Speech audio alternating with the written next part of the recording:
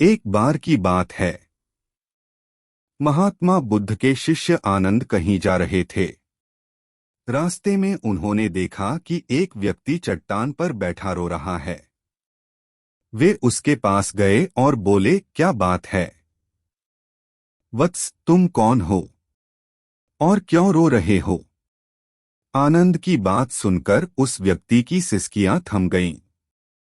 वह अपने आंसू पोंछता हुआ बोला, मैं पास के गांव का रहने वाला एक बदनसीब व्यापारी हूं।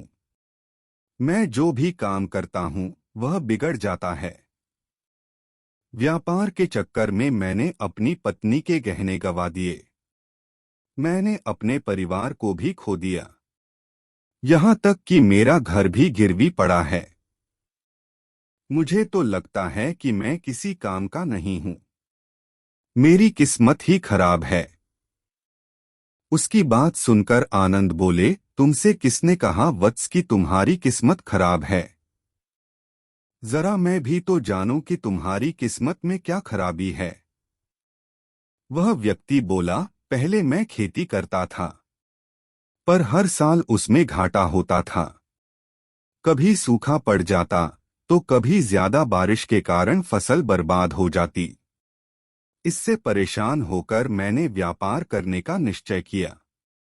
मैंने पत्नी के गहने बेचकर अपना व्यापार शुरू किया, लेकिन मेरा व्यापार नहीं चला।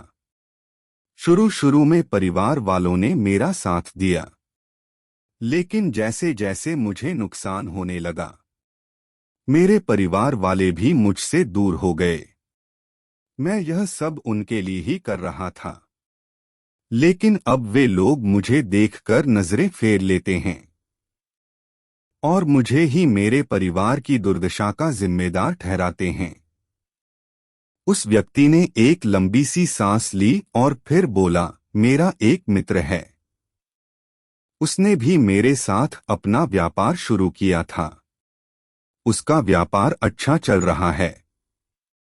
वह जब भी मेरे घर आता है तो अपनी सफलता की कहानियां सुनाता है।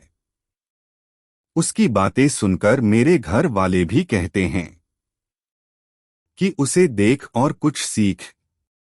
हमें तो लगता है कि तेरे वश का कुछ भी नहीं है। उन लोगों की बातें सुन सुनकर अब तो मुझे भी लगने लगा है कि शायद मेरे वश का कुछ भी नहीं है। अब तो मुझे अपना जीवन ही व्यर्थ लगने लगा है।